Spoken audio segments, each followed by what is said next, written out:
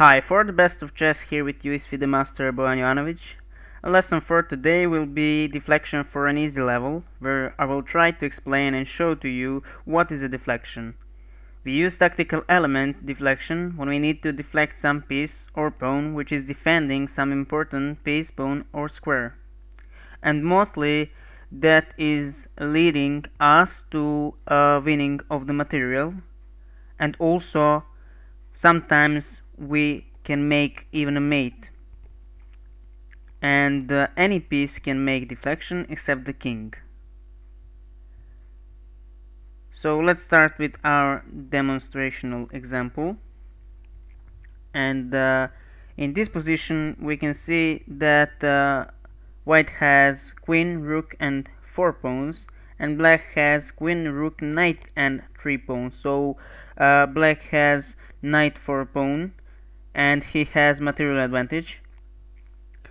On the other side, black is somehow in a very passive position because this king is very weak. Queen on f7 is pinned for this king, and king is protecting this queen. So this rook on h1 is very active also, and we can easily conclude that this king is only protector of this queen on f7, and we should try to find a way how to deflect him from defending this queen on f7, and we can easily conclude that the move is rook h8. We are giving a check, and only move for black is to take this rook on h8, and after king h8 white can take this queen on f7 and white is completely winning. So we use deflection to win this queen. And let's go for our second example for the day.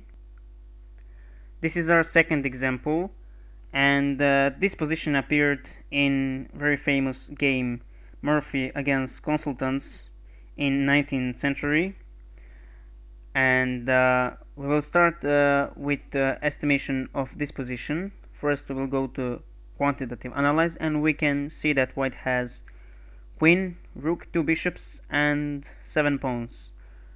On the other side black has queen, 2 rooks, bishop, knight and 5 pawns. So we can conclude that black has rook for 2 pawns, so he has material advantage at this point of the game.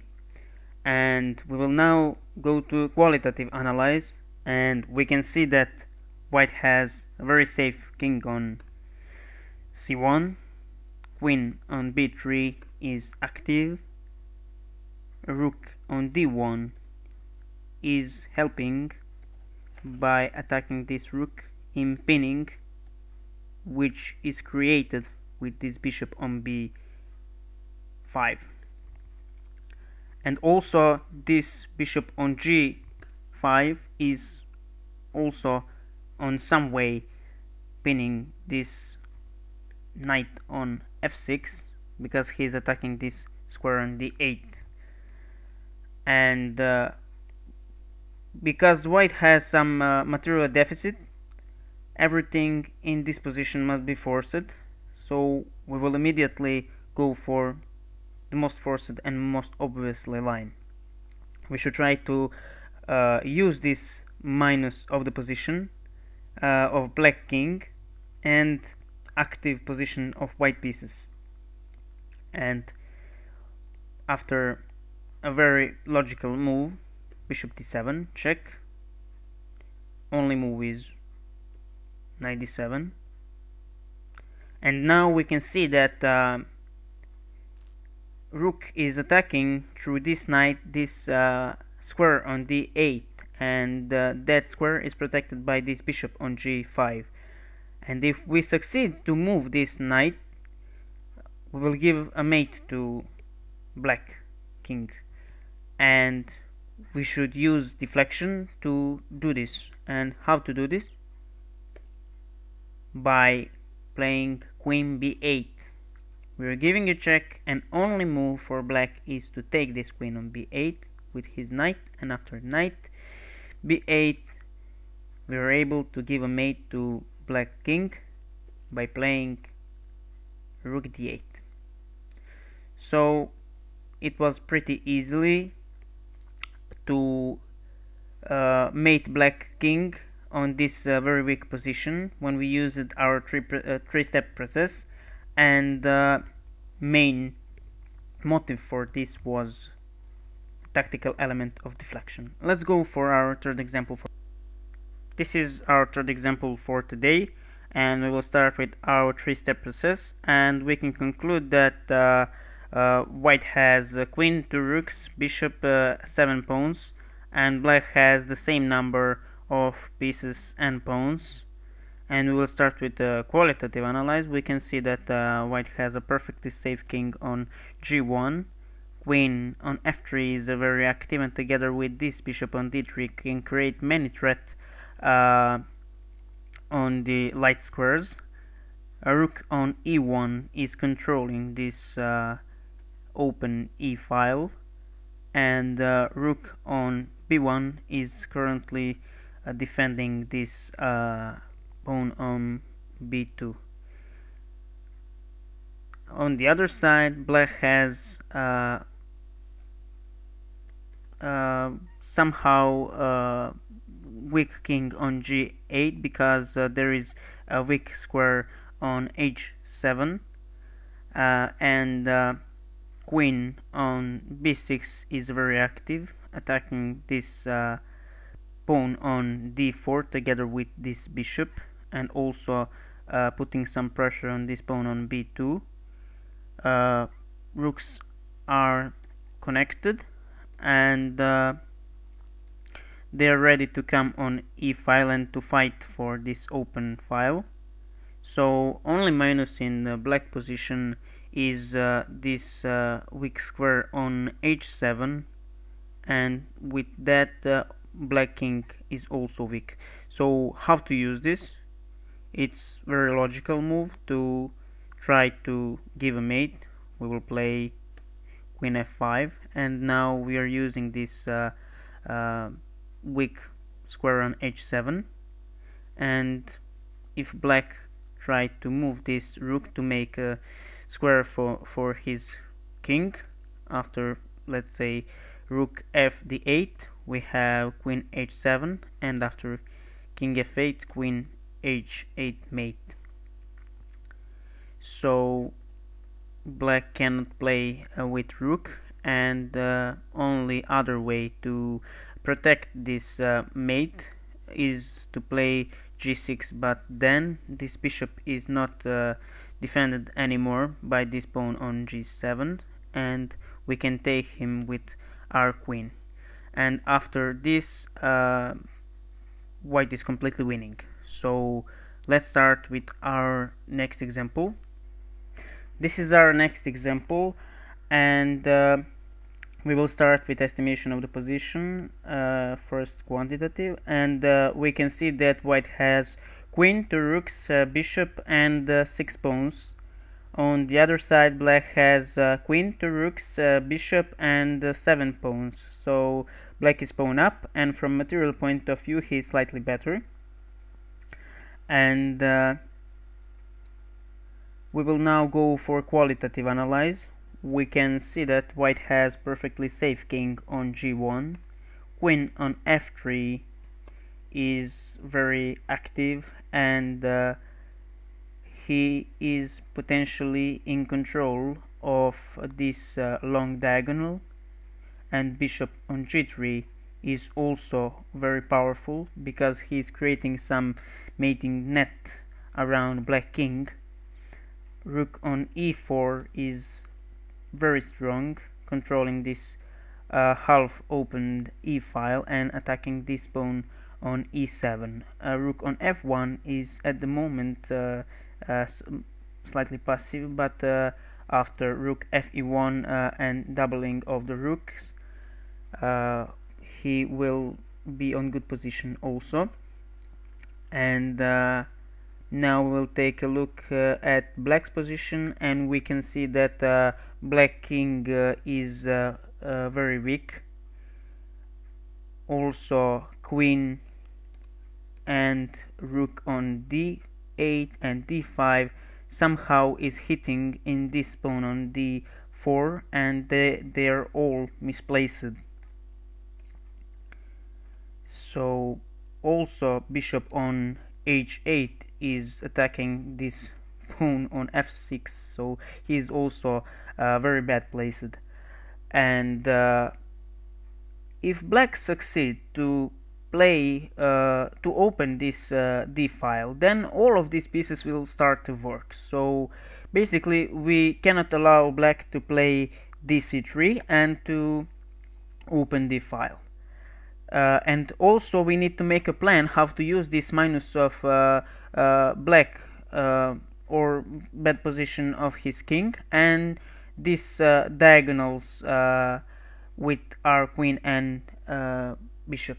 And also we need to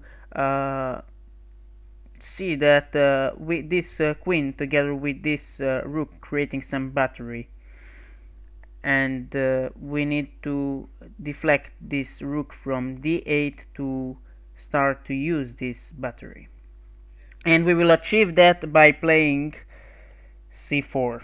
So this is the only candidate move, and after this move black has two moves to play rook g5 and bc4. After bc4 nothing big will change, because we will come to the same position after rook g5, almost the same. So we will start with main line rook g5, and okay, we succeed in our goal to deflect this rook from d5, and now we should discover this battery and to use this bad position of black king.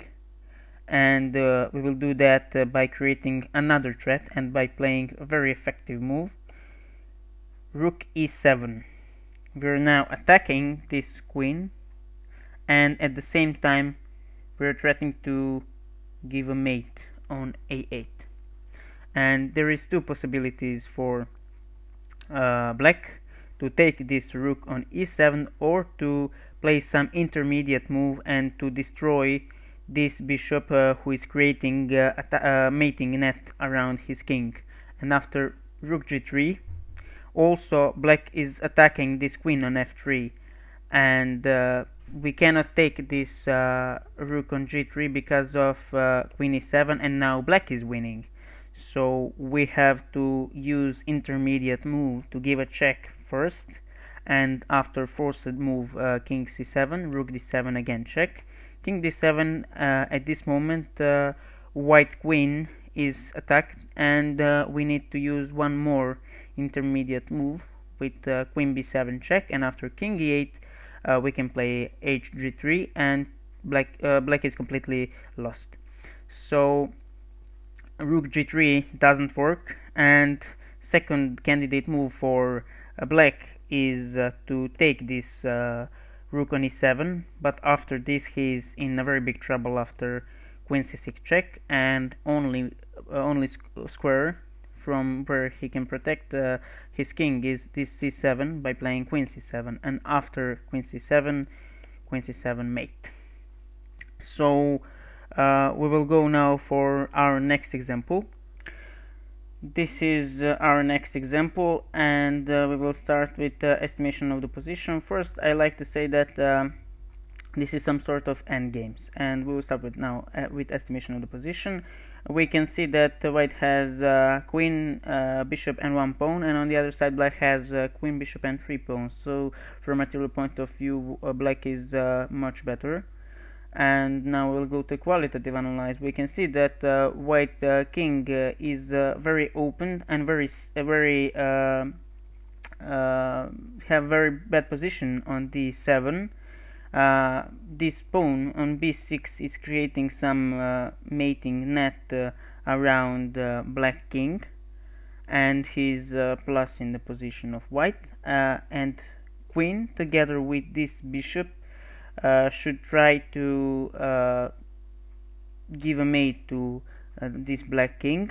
If white don't succeed in that, then black is going to win this game probably, because he has this very active queen on g1, which is supporting promotion of this also very strong h2 pawn. Bishop on b8 is defending king on a8, and king on a8 is somehow in some mating net, and if we succeed to give a check to black king, probably will be at the same time end the mate, but it's not so easy to do that. But I think there is not so much candidate moves. We can see that if